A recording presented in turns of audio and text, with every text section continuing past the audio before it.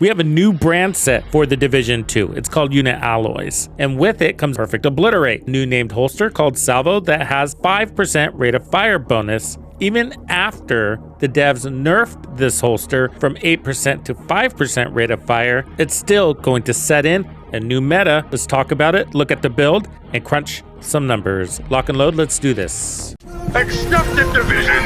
This is a war you can't win! Piece of shit wristwatch. Freak out, yo!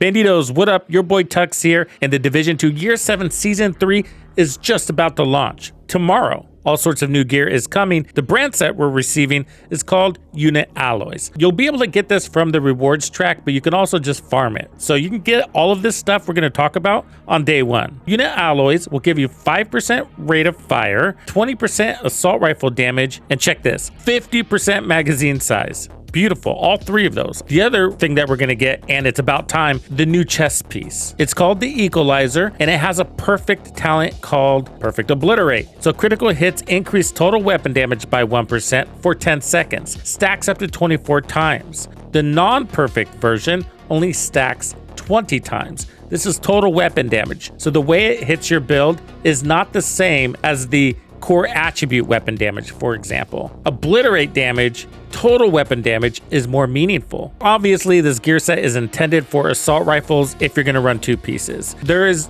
literally no better gear set than Striker for assault rifles, and that's why Striker is the meta, is because assault rifles are the meta. Most players gravitate to assault rifles. Striker is the best gear set for assault rifles for DPS. That's why you see this combo a lot. Striker gives us 15% rate of fire and 15% weapon handling. A talent called Striker's Gamble. Weapon hits increase total weapon damage by 0.65%, stacking up to 100 times. So that's amplified damage. All you got to do is hit the enemy. You don't have to crit to earn that. Talent on the backpack is called Risk Management. So it's going to increase that total weapon damage from 0.65 to 0.90. Since there's 100 stacks, we're talking 90%. And then we have crits everywhere. Just a note, we typically run Gunner with Striker because we're pumping out a lot of ammo and Gunner is going to replenish that. Also, it's going to give us 10% armor on kill. We sometimes don't run a ton of survivability added to the Striker's build. We really lean in on that 10%. For today's discussion, we're not adding the damage that comes from any of the modifiers this season or next season. The weapon I'm using is a fully leveled up Lexington. I got 29 out of 30 points on expertise. I have crit chance everywhere. We're going to be looking at a full 50 round mag, damage to targets out of cover loaded up. We have a 1.95 second reload, and we'll be looking at Killer with its 70% critical hit damage. The Stack Broker is a really good backup weapon to build those Striker stacks really quickly. 100 stacks isn't that big of a deal. Sidearm is going to be the quick step. That's going to give us Sport Mode, 20% more movement speed. Because the hypothesis is that the new meta is going to require both named pieces coming from Unit Alloys, that's going to restrict the new build to running the backpack. That means whatever we're comparing it to today has to have the backpack in the deal. For the before build, I have a Grupo chest piece, all God rolled out, and I'm running Obliterate, which is giving us 20% increase in total weapon damage. For the other piece, I have the Contractor's Gloves for that 8% damage to armor. And yes, I ran the numbers with the Cheska and the Grupo, and I ran the numbers with the Foxes. This was the better deal. For base stats on this version of the build, we have 60% crit chance and 105% crit damage. I have 75% headshot damage. The damage to targets out of cover doesn't show up. We're not going to be calculating health damage, and we're going to assume a 20% headshot chance. If we input all of that data into the DPS calculator I created, that's going to give us a burst damage of around 12.2 million, with a sustain looking at 11.7. Taking basically the same build, we're swapping out the chest piece for the new Equalizer chest piece with Perfect Obliterate, and we're swapping out the Contractor's Gloves for the Salvo to give us an additional return on rate of fire. We have 4 things impacting the build with the new version. We lose damage to armor from the Contractors. We lose a little bit of crit damage from Grupo, but we're going to gain 5% rate of fire from the new brand set, plus 20% assault rifle damage. The holster is going to give us 5% more rate of fire, so that's the third modifier. Finally, we're going to get an additional 4%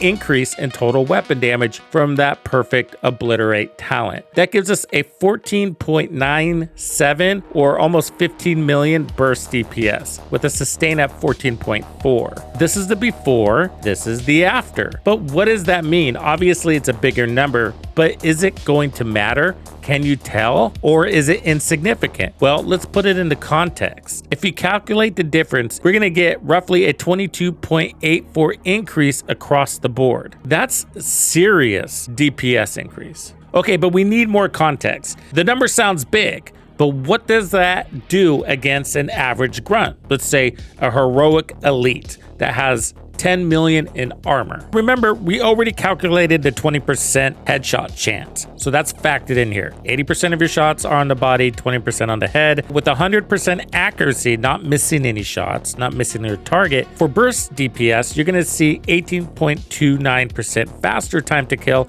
against a 10 million armored heroic elite with the new build. So we're talking going from a 0.82 second time to kill to 0.67 seconds. If you have a 45% accuracy, which is average for the game, the new version of the build will have 18.13% faster time to kill on that same enemy. We're talking a 0.33 second difference. The bottom line is the new build's higher DPS shines consistently, especially at lower accuracy where misses hurt less overall. But why? And will you actually notice? So let me explain why it works so well, especially when accuracy isn't perfect. Damage per second is all about the hits you land. At 100% accuracy, every bullet connects, so more DPS just means faster kills, like the 18% quicker time to kill we see in the numbers. But drop to 45% accuracy where half your shots miss, and that's where it shines brightest. Misses eat time on any build, but the higher DPS one hurts less because each hit lands harder. You need fewer shots total, so you spend less time exposed and recover faster from whiffs. The old one bleeds more time on misses. The new one closes gaps quick.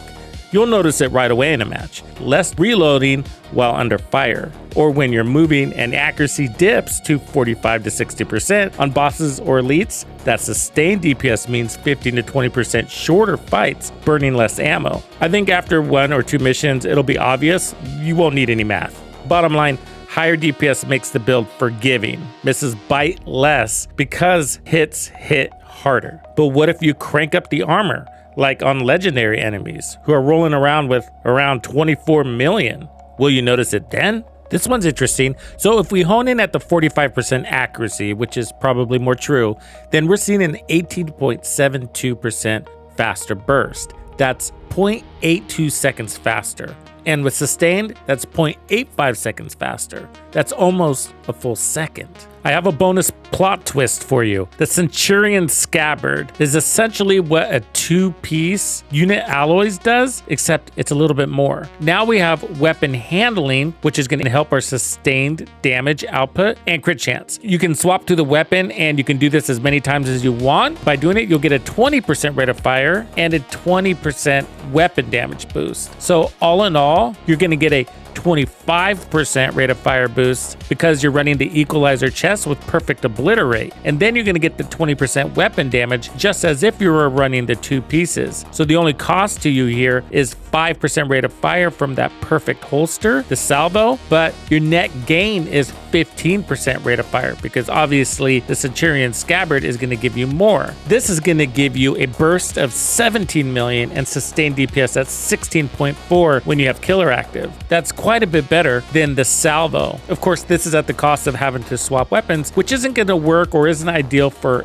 everything. But if you're running the shotgun as a backup and you're moving pretty fast, it could work out really well. On the other hand, if you're using killer, then this could disengage that killer talent that you just earned, which only lasts 10 seconds anyway, so there's usually opportunity to do this. And personally, I'm not going to use the Lexington. I'm going to run my favorite assault rifle, which right now is the Lud with perfect perfect streamlined. But just to keep things same-o, using the Lexington with regular streamline would push the burst DPS even higher at 18.43 million, sustained DPS at 17.8. That's just crazy. This would be more ideal with the weapon swapping that the Centurion Scabbard would require you to do. So that's the deal. No matter which way you skin it, we have a new meta in town, and it's up to you to run it your way. Personally, I'm gonna run it with my favorite assault rifle in the game right now, which is the Lud with perfect streamline. I love that thing. Let me know what you think of this new brand set and how you're gonna run it. See you at the rendezvous. Thank you for hanging out with me. I'm Tuxedo Bandido, and if you found this video helpful, be sure to hit the like, subscribe, and turn on your notifications so you don't miss out on the good stuff I have coming for you. And if you like content like this, be sure to check out the video I have recommended for you right here. If you have anything you would like me to cover, be sure to let me know in the comments below. And thank you to all the channel members and donors who make things possible. Tux Nation wouldn't be the same without you.